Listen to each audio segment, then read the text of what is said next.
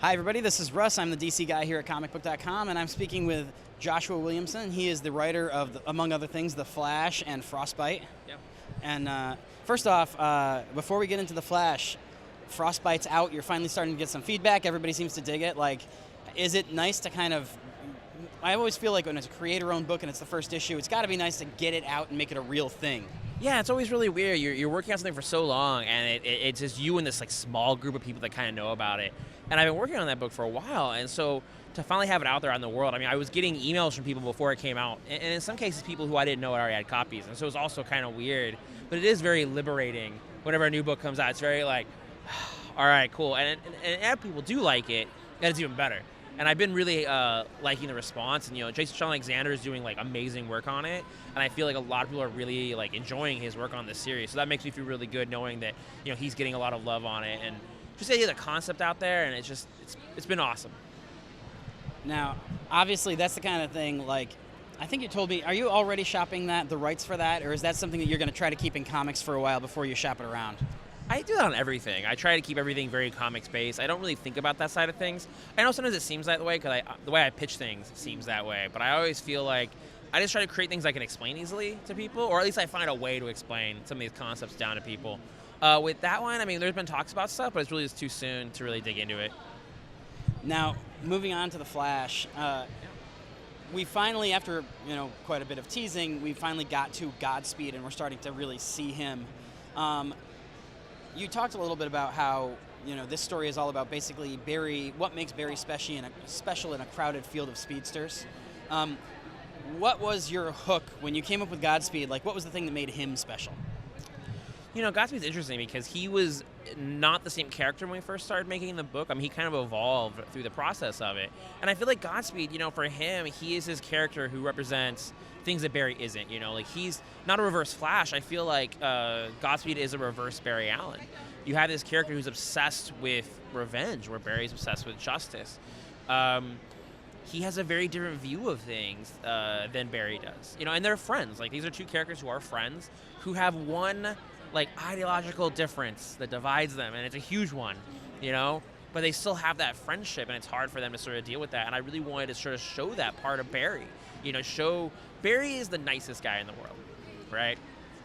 And August, Godspeed, he's a bit of a jerk, but they're still friends, and I wanted to kind of show that dynamic, and I think that's what makes Godspeed special. And I think people really like his costume too. They Carmine did an amazing job on his look, and I think that really like drew people in. And he's brutal, like in issue 7, he grabs a guy and phases him into a wall and lets go, and he does things that Barry would never do. And I think that's the things that draws people into him.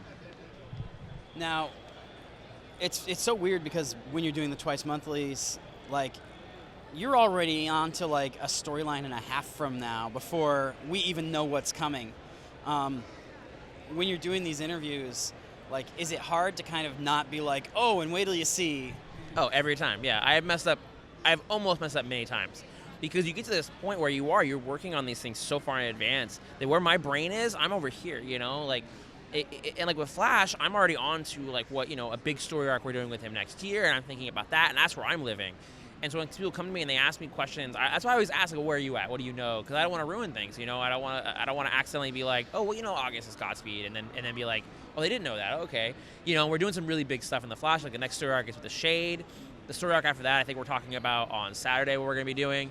So it really is like we're trying to do some cool stuff, and I am always like just right there on accidentally saying something I'm not supposed to. And that's a big thing. We're talking about Justice League Suicide Squad a lot this weekend, and I'm always like right on the edge of accidentally ruining something for that too, because I've already written it, and so there's a part of me that's just so, but I'm so excited to share it. I want to share it and talk about it because there's some cool stuff happening, and so yeah, every interview I do, I almost mess up. Well, share something with us. What little cryptic tease can you make about Justice League Suicide Squad? About Justice League versus Suicide Squad? Oh man, it's rough. The fights are awesome. I think there's a fight between Wonder Woman and Harley Quinn that I think people really enjoy. And then we're also going to be having a bunch of other characters that haven't been revealed yet are going to be in the book, and that's going to have impact on other books, and it'll be really there's some cool stuff coming up. I mean, one of the villains ties into another DC event from a long time ago, so I think people will really get excited about that. Is that nice? Now, this is the last question, but is that nice? Like, you can refer back to events from a long time ago, and you can do, you can address the Barry and Wally dynamic. Like, we didn't have this a year ago. As a writer, is it nice to kind of have that toolkit open back up again? Definitely. I think that Jeff has talked about it a lot, and I think Jeff is totally right. And everything is said about how those things were, there was this wall there. Now that wall is down, and it's great. I'm a huge DC fan. I have a Batman tattoo. I'm a lifelong DC fan, and so to me, when I work on these books, there's moments where I'm like, I want to reference stuff from the past. I want to even tease. I want to have a character say something that kind of relates to something else, and I love the DC universe and DC continuity. And so to be able to have that continuity available, and with a lot of stuff, we talk to the editors and we talk to the other creators and we talk to Jeff about what we can do and the best ways to utilize it. But it is awesome. Like, really, it's fun to me to be able to go and look at that stuff and try and find ways to tease or just Easter eggs sometimes, just do little Easter eggs. It can be a conversation between two characters that teases things to somebody who's been reading for a long time will get and be like, oh, that's what he's talking about. Like, I love doing that stuff because I love reading that stuff.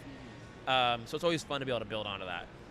All right, well, thank you very much. Hey, man, and congratulations on being a street in Central City now. I know, isn't that crazy? Yeah, it's awesome. There's Williamson Street in Central City. What's funny is that Central City on the show is Portland, where I live. Oh. Whenever they show a wide shot of Central City, it's Portland. So it really, they're just going to your house. Yeah, it's crazy. There's this moment in the first episode, and the very first episode is one of the very first shots.